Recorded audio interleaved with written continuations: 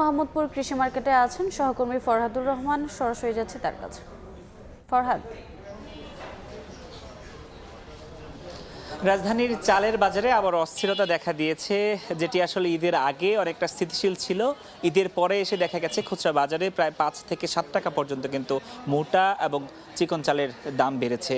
আমরা খুচরা বাজারগুলোতে দেখেছি যেটি যে ঈদের আগে যে চাল আসলে মোটা মিনিকেট চিকন মিনিকেট চাল যেটি আসলে 78 থেকে 80 টাকায় পাওয়া যাচ্ছিল, সেটি এখন 85-86 টাকায় পর্যন্ত বিক্রি হচ্ছে। এবং আটাশ চাল যেটি আছে সেটির ক্ষেত্রেও একই রকমভাবে 5 থেকে 7 টাকা পর্যন্ত বেড়েছে।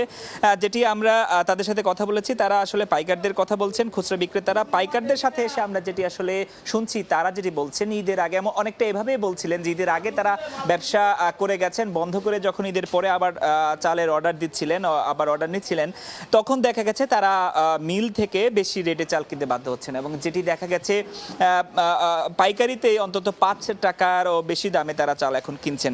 যদি বস্তা হিসেবে বলি, 3500-3600 টাকা যেসব বস্তা চালের ছিল সেটি 3900 থেকে 4000 টাকা পর্যন্ত চলে গেছে। এই জন্য তারা আসলে মিলের যারা আছেন মিলারদের দায়ী করছেন। তারা বলছেন যে মিলাররা কেউ কেউ হয়তো সিন্ডিকেট করছেন, চাল আটকে ধান কম দামে কিনে চাল বেশি দামে বিক্রি করছেন। অনেকে আবার মিলাররা থেকে এটাও শুনছেন যে এখন আবার বেশি দামে চাল তারা ধান কিনছেন, যে কোনো চাল বেশি দামে বিক্রি করা লাগছে।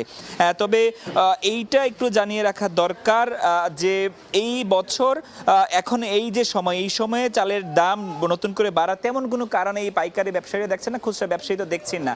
তবে মূল চাপটা কিন্তু সাধারণ ভোক্তাদের উপর পড়ছে এবং সাধারণ ভোক্তারা বলছেন চালের বাজারের মনিটরিং অনেক বেশি বাড়ানো দরকার। মিলার এবং পাইকারি পর্যায়ের ক্ষেত্রে এটি বাড়ালেই হয়তোবা চালের বাজারে স্বস্তি নেমে আসবে। তো রাজধানীর মোহাম্মদপুর থেকে এই ছিল চালের বাজারে আমার সবশেষ খবর। সরাসরি যুক্ত ছিলাম মোহাম্মদপুরে।